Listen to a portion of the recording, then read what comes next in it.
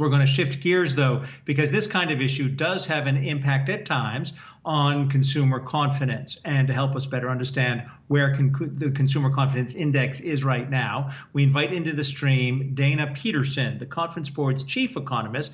Good to have you here, and we appreciate it. The Consumer Confidence Index is at 109.7, whereas it had been revised to 90.4 in February. Before we ask you about the impact of everything that's happened just in the last week, explain to us what that means, those numbers that I just quoted. Sure. These numbers mean that consumers are the most confident that they've been since the pandemic. Well, since we realized there was a pandemic that was hitting the United States last year. So it's the best number in a year.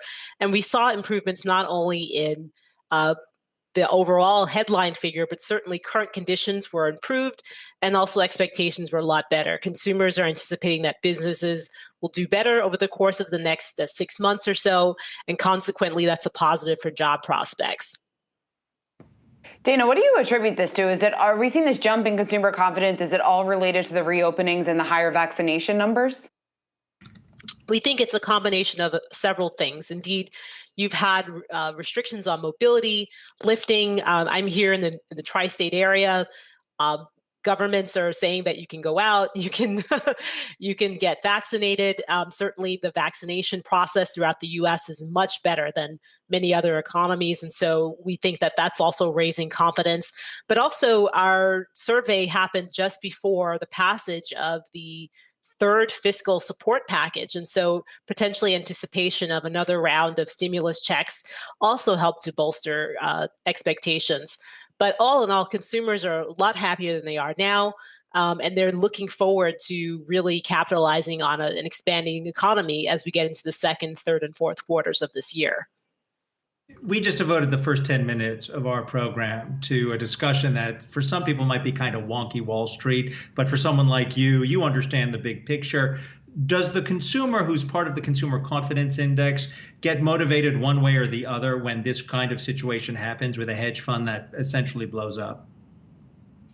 Well, I think most consumers in the U.S. actually don't own these types of assets. But I would suggest that for those who don't own stock, and many people don't, that a lot more people actually own homes. And this morning we learned that the Case-Shiller home price index reached the highest we've seen probably since the housing bubble. 11.5% year-on-year growth, I believe, was the reading. And so for anyone who owns a home, and that's a lot of Americans, that certainly is a positive in terms of seeing that asset improve. But I would also suggest that for people who don't own homes or even own financial assets, that certainly the jobs prospects outlook has improved. And certainly as governments are reopening and allowing businesses to get back to normal, that's a plus. That means many people who have been sidelined over the last year in in-person services are potentially going to be rehired. And also people who have struggled are going to receive potentially, another check, especially persons in lower and middle income households that can all contribute to consumption. Certainly, again, heading into the second quarter and ramping up even more so in the second half of the year. Dana, there's still so much uncertainty out there. We're getting the jobs report out on Friday. The March jobs report, or looking back to the February's numbers, I should say, that we got in the beginning of March. We made some progress, yes, but we still have the labor force participation is dropping for men and for women. That has been falling. 9.5 million Americans still remain out of work compared to a year ago. What's your best guess on where we're going to be, say, just around 6 months from now? Sure. I would say that we'd definitely be in a much better position 6 months from now. Look at jobless claims. They're almost close to where we were pre-pandemic. I mean, that is just astounding after the heights that we saw in the number of people who were filing for unemployment.